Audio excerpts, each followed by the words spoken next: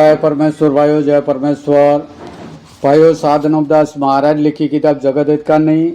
तो भाइयों page number 112 से पढ़ करके सुनाता हूँ। तो भाइयों हिंदू, मुसलमान, अंग्रेज और सातों आठों विलायतों के राजा, बादशाह व रैयत सभी संसार के लोगों के आगे हाथ जोड़ करके अर्ज है, यह किताब जगत हित का नहीं एक बार जरूर पढ़े और पढ़ करके भाइयों इंसाफ करे। तो भाइयों साधनोपदास महाराज ने यह किताब तमाम जान के बच्चे बचने के वास्ते बनाई है। तो जरूर भाइयों यह किताब एक बार पढ़े और पढ़ करके इंसाफ करे भाइयों। तो यह किताब पढ़ करके सुनाना हमने हमारा फर्ज समझा है। तो यह किताब पढ़ करके परमेश्वर के लेके सभी संसार के लोगों को सुनाते ताकि इस किताब का इंसाफ होवे भाइयों, तो दुनिया में अमन चैन कायम हो जावे। जय परमेश्वर भाइयों।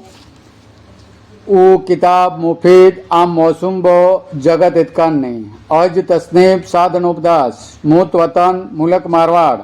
यह जगत इतकान ने जिसको श्री अनोपदास प्रिंटिंग प्रेस छावनी अरनपुरा में छाप के प्रसिद्ध किया। तारीख 17 अप्रैल सन 1909 जा वैशाखवती 12 सम्मत 1965। जय परमेश्वर भाइयों। Page number 112। और जब संसार थोड़ा रह जावे, जब सब विलायतों में हम अपना राज कर लेवे, इस बात की तलाश अंग्रेज वगैरह भी नहीं करते, लेकिन उन्हों को भी असली भेद नहीं मिला। मगर कच्ची उम्र में मरने का असली भेद यह है कि आदमी बगैर जादू के कच्ची उम्र में नहीं मरता, और न यह ईश्वर का हुक्म है। हाँ, जादू के जुल्म से कच्ची उम्र में मर सकता है, जिसकी खास वजह यह है कि जिसके नाम का जादू ये सौदागर माजनान कराते तो वो ही मर जाता है, और जिसके नाम से जादू नहीं कराते वो नहीं मरता है। सो ये जादू का काम दरियाओं के किसी टापू के ऊपर करा रहे कि जहाँ सिवाय सौदागर माजनान के और कोई नहीं जा सकता है। परंतु ये सौदागर माजनान ऐसे बदमाश और बेईमान है कि जाहिरदारी में तो बहुत ही गरीब होके रहते और लोगों को दिखाने के लिए इस कदर भक्ति में चलते हैं कि बनियों के बराबर कोई भगत नहीं है। सो यह बनिए बेईमान लोगों को दिखाने के वास्ते भक्ति करते हैं कि हमारा जाल किसी पर जाहिर नहीं होगा। अगर किसी को मालूम भी हुआ तो हमारे पुण्य को देख के लोग हमारे जाल पर यकीन नहीं लावेंगे। इससे तमाम जहान के बनियों को देख लो कि इन बनिए लोग जाहिरदारी में किस कदर पुण्य वगैरह करते हैं और छाने में कपटी कपट और दगाई दगा कर रहे कि जैसे रावण करता था, उसी तरह से यह बनिए भी कर रहे। और जिस तरह से रावण संसार के हाथों से देवतों के ऊपर हाड़ मांस डलवाता था, उसी तरह यह बनिए भी देवतों के ऊपर हाड़ मांस को संसार के हाथों से डलवा रहा है।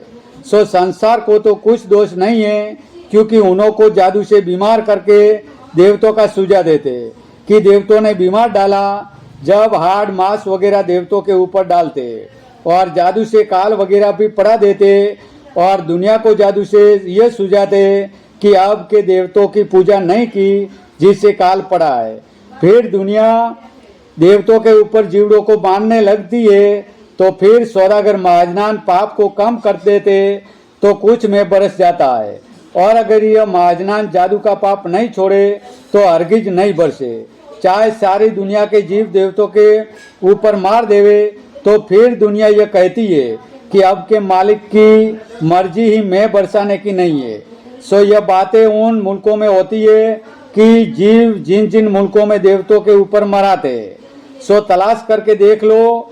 परंतु राजा बादशाह इन सौदागरान के जाहिर को देख के भरोसा करते, अगरचे अंदूरी हाल मालूम होवे तो हरगिज इन बनिए बेईमानों का भरोसा नहीं करे।